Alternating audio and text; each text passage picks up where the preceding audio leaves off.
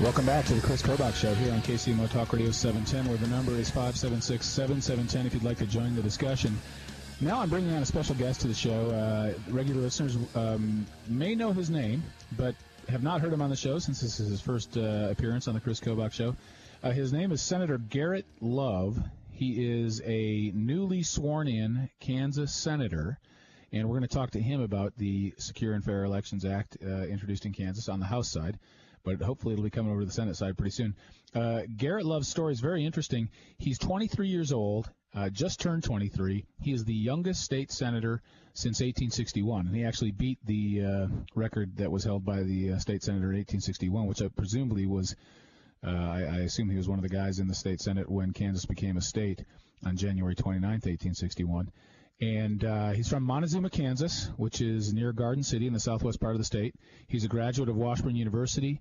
Very interesting story. He beat Speaker Melvin Neufeld in the Republican primary for the state representative seat in that district. And then when Tim Huelskamp ran for U.S. Congress and won, he vacated his Senate seat, and in the convention to select a new senator by Republican precinct committee people, we found that Garrett Love was quickly elevated from a newly elected position in the state House to a position in the state Senate, and in so doing became the youngest ever. And he's young, but he knows exactly where he's going, and he wears his conservative label proudly. Garrett, welcome to the show. Thanks for having me on the show, Chris, and also thank you very much for introducing the Secure and Fair Elections Act. I look forward to working with you in stopping voter fraud in Kansas and also just creating a more secure election environment. Okay, so Garrett, we've talked about this a little bit. I think most listeners of the Kris Kobach Show know that the majority of the Republicans in the Kansas Senate is a very high number. 40 Senate seats, 32 Republicans. Only 8 Democrats, but what many listeners may not know is that many of those 32 Republicans are, shall we say, not always Republican in their leanings, and they will often vote with the 8 Democrats, so that it is oftentimes hard to predict what's going to happen in the Kansas Senate because so many Republicans lean to the left.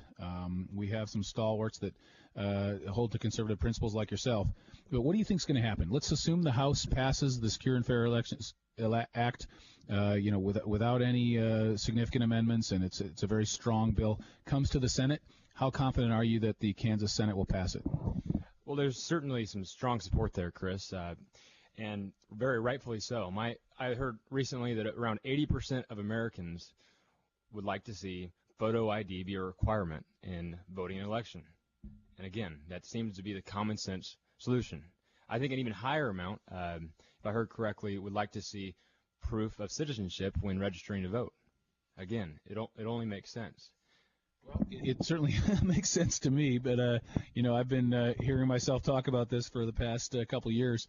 It's going to be interesting, though, when I think you're right. At some point, when something is so overwhelmingly popular with the people, it's going to be hard for any senator to vote against. And my question to you is this: you've now been in the Kansas Senate for 2 weeks, and you've met your colleagues.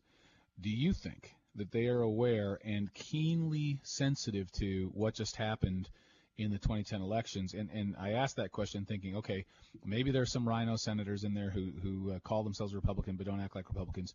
Do you think that the awareness of what happened in 2010 will persuade some senators that they, better get in line with the American people, or they're going to have a hard time getting reelected? What's your perception of that?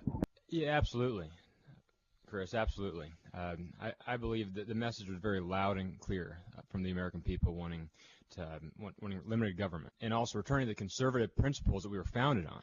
And this is a message that cannot be ignored, and I believe a lot of the folks in the Senate have heard it as well. The important thing is going to be hearing from you, from the folks out in our districts, because that's going to be a big factor in making decisions on these votes for a lot of the senators, I'm sure.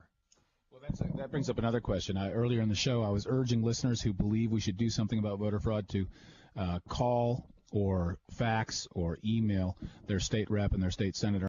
Garrett, I'm interested. You've been in office for just 2 weeks. Have you got a sense that what's the flow of emails from constituents like right now? Well, being my first year, I don't have a whole lot to compare it to. There's a lot of folks contacting us. Much of it's relating to the budget recommendations brought forward by Governor Brownback. But I think what's led us to the problems that we have came into is complacency and inaction by the American people. Not recognizing the direction our country and our state was going led us to the problems we're in, and really that's going to be the responsibility of the people to help turn it around, to keep turning it around. And let me just, before we go to a break and take some calls, we'll take calls after the break at 576-7710. I want to tee up a second topic, and you mentioned this, the budget. So we'll kind of talk about two really important votes that the Kansas legislature is going to face on the budget. Kansas has had, let's back up. A year ago, Kansas had a significant deficit. The conservatives in the legislature in the House proposed a budget that would balance without raising taxes. But instead, the Democrats teamed up with the liberal Republicans and imposed a 1-cent sales tax on Kansans. So there's a similar debate shaping up again, and Governor Brownback has said, hey, let's cut spending first. Let's not raise taxes. What are you seeing? Do you think Governor Brownback's budget will pass, and what kind of resistance are you seeing from folks on the left in the Kansas Senate? We have got to control spending. Irresponsibility from our government in this past decade has got us in a mess. $550 million budget shortfalls where we're at. And what happened early to mid-2000s, we were increasing spending at around 9 to 10% per year. If we had held spending increases to around 6% a year, which I believe to be too high, we would right now have a $350 million budget surplus. That's a difference of around $1 billion. And 6%, like I said, is our high increases. I believe we need to be somewhere in the range of the rate of inflation plus population growth. Yeah, that's something that groups like Americans for Prosperity have said a long time ago. Never should government increase faster than inflation plus population growth. It simply there's no excuse for going faster than that. Folks, if you're joining us here, my special guest is Garrett Love, senator from the 38th Senate District in Kansas, out in southwest Kansas. Montezuma is where he hails from. The youngest senator ever to serve in the Kansas Senate, 23 years old.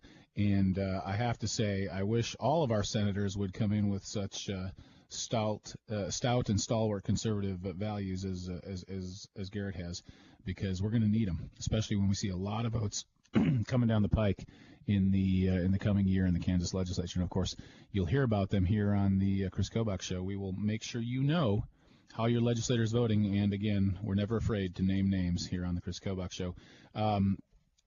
Garrett, let me ask you one more question before we close out the show. What's your greatest hope for this year in the Kansas legislature? Your freshman year. What do you, if you could have anything happen, what do you want to see happen in the Kansas legislature in 2011?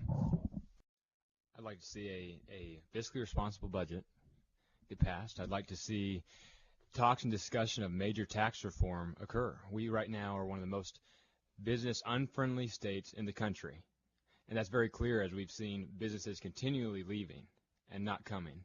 And right now we have one of the top 10 highest income tax rates in the country, top 10 highest corporate tax rates in the country, top 10 highest property tax states in the country. Now, if you're looking as a business where you want to go when you see these things, a lot of times you take it as the state of Kansas saying, don't come here.